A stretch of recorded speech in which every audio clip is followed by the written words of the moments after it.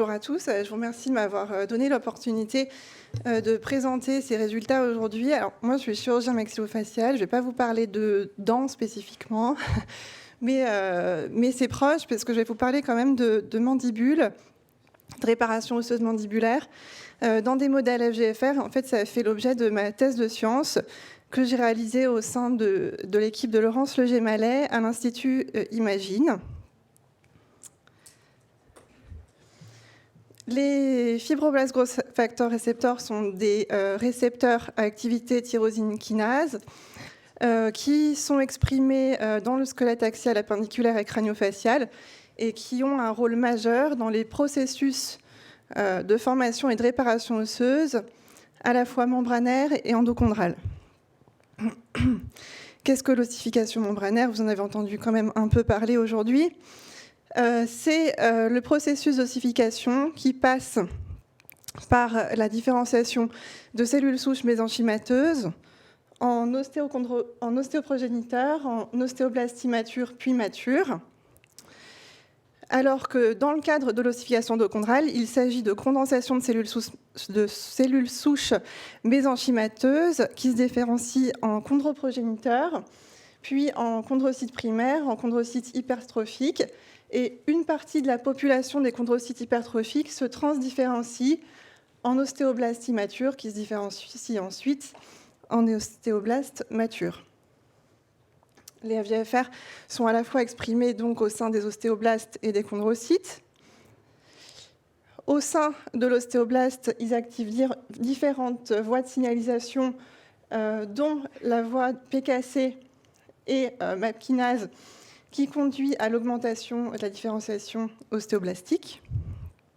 Et au sein du chondrocyte, il y a une activation de 4 voies principales de signalisation, dont la voie des STAT, qui conduit, lorsqu'elle est activée, à l'inhibition de la prolifération chondrocytaire. Et puis, l'autre voie principale est la voie des MAPK, qui conduit à l'inhibition de l'hypertrophie chondrocytaire. Vous le savez, ces mutations activatrices gain de fonction dans les gènes FGFR donnent des tableaux de craniosténose et de chondrodysplasie. Les mutations activatrices FGFR 1, 2 et 3 donnent des tableaux de craniosténose et les chondrodysplasies sont liées à des mutations activatrices de FGFR 3. Dans le cadre des craniosténoses, il s'agit d'une fusion prématurée des sutures coronales, parfois associée à une fusion prématurée d'autres sutures crâniennes, qui, de ce fait, donnent des déformations crâniennes variables. Par voie de conséquence, les patients présentent une rétrusion fronto-faciale et maxillaire et un exorbitisme, un hypertellorisme plus ou moins marqué. Dans le cadre des chondrodysplasies, ces patients présentent un anisme rhizomélique plus ou moins majeur sévère dans le cadre de la chondroplasie, moins sévère dans le cadre de l'hypochondroplasie, mais il s'agit quand même d'une pathologie très hétérogène sur le plan de la sévérité phénotypique. Ces patients présentent des fusions prématurées des synchondroses de la base du crâne qui sont à l'origine de déformations crâniennes à type de macrocranie, front bombé, comme vous le voyez ici, une encelure nasale marquée et une rétrusion maxillo-malaire. Comme vous le savez, ces patients bénéficient d'une prise en charge chirurgicale à la fois neurochirurgicale et en chirurgie maxillofaciale, puisqu'ils ont des rétrusions fronto-faciales et maxillaires. Ici, c'est une intervention de type monobloc avec avancement fronto-facial. Et puis ici, c'est une distraction maxillaire qui permet d'avancer graduellement le maxillaire. Donc moi, en fait, dans le cadre de ma thèse de science, je m'étais posé la question de connaître l'impact de ces mutations activatrices au cours de la réparation osseuse, puisqu'on n'avait aucune notion. Donc, j'ai étudié 2 pathologies principales, donc le spectre des chondrodysplasies avec l'étude de l'hypochondroplasie En parallèle, j'ai étudié le modèle murin d'hypochondroplasie qui est généré au sein du laboratoire et qui présente, comme vous le voyez ici, un anisme chez les souris mutantes et des déformations crâniennes. J'ai étudié dans le cadre du spectre FGFR2 des craniosténoses le syndrome de Crouzon, puisque c'est en fait la pathologie la plus fréquente liée à FGFR2. Et j'ai étudié en parallèle un modèle, ce n'est pas nous qui l'avons créé au sein du laboratoire, c'est cette équipe, mais c'est un modèle qui représente parfaitement la craniosténose coronale, avec les anomalies associées en conséquence. J'ai tout d'abord en fait étudié l'impact de cette mutation FGFR3 dans ce modèle au cours de la réparation osseuse mandibulaire. Je vais vous en parler rapidement parce qu'il fallait que je choisisse, parce que je ne pouvais pas parler de tout. Donc, dans ce modèle, j'avais mis en évidence des anomalies majeures de réparation osseuse avec des anomalies micro-architecturales des cales de réparation. Donc, en fait, j'avais fait une étude longitudinale de ces cales de réparation à différents stades après fracture, day pour day. Et donc, il y avait J10, J14, J21, J28. Comme vous pouvez le voir ici, on constate une diminution significative du BVTV. En fait, le BVTV, c'est le bone volume sur le tissu total analysé, en l'occurrence ici les cales de réparation que vous voyez ici. Donc, que ce soit au début, au milieu ou à la fin de la réparation, j'observais une diminution de ce BVTV chez les souris mutantes hypochondroplase. Lorsque j'ai analysé la qualité de la réparation osseuse, de la consolidation osseuse, j'ai mis en évidence des anomalies majeures chez près de 50% des souris mutantes, avec de la pseudarthrose chez presque 50% des souris mutantes. Alors, qu'est-ce que la pseudarthrose ? Pour ceux qui ne connaissent pas, ça correspond à ces zones-là, qui sont des zones fibreuses, désorganisées, au sein des zones de réparation. Ici, en polarisation Cyrus-Red, il s'agit d'une désorganisation totale des fibres collagéniques, puisqu'il n'y a pas eu de phénomène de réparation osseuse. Étant donné que j'avais mis en évidence ces anomalies majeures de réparation dans le modèle FGFR3 avec mutation activatrice HCH, on a poursuivi le projet avec l'étude du modèle de Crouzon. Donc, je vous le disais, c'est un modèle qui représente très bien la fusion prématurée des sutures coronales survient en postnatal entre P1 et P3, à l'origine d'un phénotype crânio-facial très parallèle à celui observé chez l'homme. J'ai étudié également, selon le même protocole, la réparation osseuse de type endochondrale, puisqu'il s'agit de fractures non stabilisées des mandibules. Et j'ai fracturé à la fois des mâles et des femelles en nombre équivalent. Et donc, j'ai analysé ce processus de réparation osseuse tout au long de ce phénomène de réparation osseuse endochondrale, qui fait intervenir une mise en place d'un cal fibrocartilagineux, qui est ensuite graduellement remplacé par un cal osseux. Je vais vous présenter ici les résultats de deux stades majeurs clés de la réparation osseuse, que sont J14, puisqu'on a encore la présence de tissu cartilagineux, et J28, puisque ça correspond à la fin de la période osseuse de consolidation. J'ai réalisé des analyses histomorphométriques et morphométriques à partir de microscanners. C'est ce que je vais vous montrer ici. Mes analyses histomorphométriques à J14 après fracture montrent une absence de différence en termes de volume du cartilage au niveau des cales chez les souris mutantes Crouzon. COL10, c'est un marqueur spécifique des chondrocytes hypertrophiques. En faisant le ratio COL10 sur COL2 qui marque tous les chondrocytes, un peu moins les chondrocytes terminaux, mais en faisant ce ratio, ça m'a permis de mettre en évidence la part de chondrocytes différenciés. Et donc, je n'ai pas observé ici non plus de différence en termes de différenciation chondrocytaire au sein du cartilage des cales de réparation des souris Crouzon. J'ai aussi étudié l'apoptose chondrocytaire, en particulier l'apoptose des chondrocytes hypertrophiques, puisque dans ce phénomène de réparation osseuse endochondrale, je vous le disais tout à l'heure, certains chondrocytes hypertrophiques se transdifférencient en ostéoblastes et d'autres partent en apoptose programmée. Je n'ai pas non plus mis en évidence de différence en termes d'apoptose chondrocytaire à partir de marquages tunnel d'API. Et en ce qui concerne l'espace de séparation intertrabéculaire évalué avec un immunomarquage COL1, je n'ai pas non plus mis en évidence de différence en termes de séparation intertrabéculaire. J'ai ensuite poursuivi ces analyses avec l'analyse des microscanners des cales de réparation. À ce stade J14, je n'ai pas mis en évidence de différence significative en termes de BVTV, bien qu'il y ait une répartition assez hétérogène de BTV chez les mutantes, et pas non plus de différence en termes de volume des cales. Par contre, à J28, ce qui correspond à la fin normale de période de consolidation, j'ai mis en évidence une augmentation du BVTV chez les mutantes au niveau des zones de réparation, sans que le volume des cales ne soit significativement changé. Donc ici, on observe qu'il y a un impact de cette mutation Crouzon au cours de la réparation osseuse, et en particulier au stade tardif J28.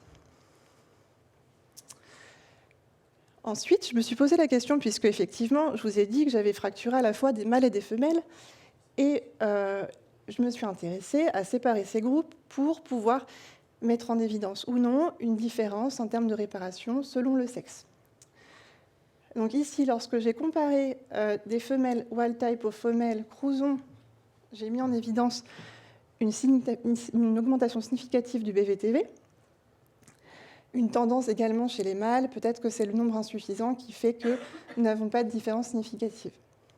Lorsque l'on compare au sein du groupe Crouzon les femelles et les mâles, on visualise une tendance à l'augmentation du BVTV plus importante chez les femelles que chez les mâles. Ici encore, c'est peut-être une question de nombre. Contrairement au modèle FGFR3 avec HCH où on observait de la pseudarthrose, dans ce modèle, je n'ai pas mis en évidence de pseudarthrose. Par contre, on a observé qu'il y avait une proportion un peu plus importante de mutants, Crouzon, qui avaient un léger retard de consolidation. Puisque vous voyez ici, le grade 3 normalement, est anormal, ça correspond à un retard. Il s'avère que ces souris correspondent toutes à des mâles, qui en plus avaient un BVTV relativement élevé. Donc, à partir de ces résultats, on se pose à la fois la question de l'effet délétère de l'augmentation de la minéralisation au cours de la réparation osseuse, puisque cette mutation activatrice FGFR2 au niveau des sutures augmente la minéralisation des sutures. Il se peut que dans ce phénomène de réparation osseuse, la mutation entraîne également une augmentation de cette minéralisation, puisqu'on observe une augmentation des BVTV chez les souris mutantes. Pourquoi on a des résultats aussi différents entre les deux modèles? Eh bien, en fait, ça s'explique aussi par la physiologie, puisque FGFR3 est exprimé dans les chondrocytes et dans les ostéoblastes, alors que FGFR2 a une expression beaucoup plus importante au sein des ostéoblastes. Donc à la suite, on continue effectivement ce projet avec Alexia Canning, qui est étudiante en Master 2 au laboratoire. Donc je vous ai dit qu'on se posait encore d'autres questions, et notamment la question de l'impact de ces mutations au cours de l'ossification endochondrale du squelette axial et appendiculaire. Puis, pourquoi on s'est posé cette question? Puisque cette étude a mis en évidence une taille staturale plus faible chez les patients porteurs de craniosténose FGFR2 et 3, en particulier 2. Et on se pose la question de l'impact de cette mutation au sein des plaques de croissance. Donc on a réalisé plusieurs analyses à différents stades de la croissance des souris et on a mis en évidence, dès le stade postnatal P14, chez les souris mutantes, une diminution significative de la taille, en fait la distance naso-anale des souris, et également une diminution significative de la longueur des os longs. Ici, du tibia, en fait. Donc, ces résultats corroborent en fait, ce qu'on observe finalement en pathologie humaine. Et comme je vous l'ai dit, cette mutation entraîne une augmentation de la minéralisation. Et donc, il se peut, et c'est ce qu'on cherche à continuer à étudier, que la minéralisation excessive et trop précoce des plaques de croissance entraîne un défaut de croissance des souris mutantes. Donc, nous avons comme perspective 3 grands axes. Le premier, c'est la perspective de continuer à étudier les plaques de croissance chez les souris mutantes pour mieux comprendre l'impact de cette mutation et notamment si un excès de minéralisation freine finalement l'allongement des os longs. Le deuxième axe des perspectives est d'étudier l'impact de cette mutation au cours de la différenciation ostéoblastique et au cours de la minéralisation. Donc, on est en train de réaliser des cultures cellulaires à partir d'ostéoblastes humains et murins. Et le troisième volet, un volet qui intéresse toujours particulièrement les cliniciens, mais aussi les chercheurs, parce qu'on a toujours envie de trouver des thérapeutiques qui puissent bénéficier aux patients plus tard. Et donc, nous allons tester un antagoniste de FGFR2, notamment un inhibiteur de tyrosine kinase, à la fois in vitro puis in vivo. Et in vivo, à la fois au cours de la formation osseuse, au niveau des sutures crâniennes, et puis au cours de la réparation osseuse. Voilà, je vous remercie. Je remercie particulièrement l'équipe de Laurence Leger-Mallet, Amélie de la Séglière, Alexia Cagny, qui réalise son Master 2 actuellement, et puis les services de chirurgie maxillofaciale, chirurgie plastique, professeur Picard, et l'équipe centre de référence Craniost. Je vous remercie.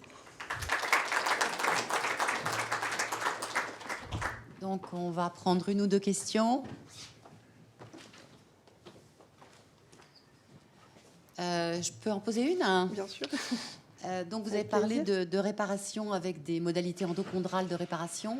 Est-ce que dans l'ensemble du massif facial, parce que là, c'est la mandibule qui est un objet un peu singulier, est-ce que ce mode de réparation endochondrale est généralisé dans vos chirurgies ?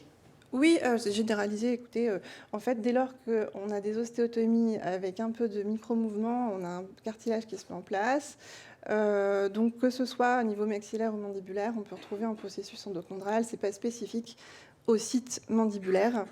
Il était intéressant dans ce projet d'étudier l'impact de ces mutations au cours de la réparation osseuse endochondrale, ce pourquoi j'avais choisi un modèle non stabilisé. Et puis ça me permet aussi de tester, mais là je ne vous en ai pas parlé puisque je ne pouvais pas tout raconter, mais de tester des antagonistes des FGFR qui d'ailleurs ont une bonne action sur la restauration de la réparation osseuse en cas de mutation activatrice FGFR3. Donc, c'était une justification aussi en termes d'application thérapeutique, en fait. Et donc, en fait, quand vous parlez de pseudarthrose, en fait, comme vous parlez de biomécanique, ça paraît effectivement vraisemblable. Peut-être que la limitation avec un rongeur et par rapport à la biomécanique qui va être imposée va peut-être aller justement sur ce volet pathologique de la pseudarthrose parce qu'on est dans un modèle particulier sur le plan biomécanique. Alors, on est dans un modèle particulier sur le plan biomécanique puisque ce n'est pas stabilisé. Donc, au niveau des os longs, ça a été étudié aussi dans le modèle murin d'achondroplasie et on observe quasiment 100% de pseudarthrose puisqu'il y a deux effets. Premièrement, l'effet de la mutation qui est un peu plus sévère dans la chondroplasie versus l'hypochondroplasie. Deuxièmement, il y a aussi l'effet de la biomécanique, comme vous le dites, puisque les contraintes mécaniques exercées au niveau des os longs est quand même bien supérieure à ce qui s'exerce au niveau de la mandibule chez des souris qui mangent que du gel après fracture. D'accord. Il faut En le tout dire. cas, c'est vraiment... Est-ce qu'il y a des questions? C'est vraiment des modèles épatants de réparation. On est en plein dans le préclinique. Merci beaucoup. Merci On à va vous. donc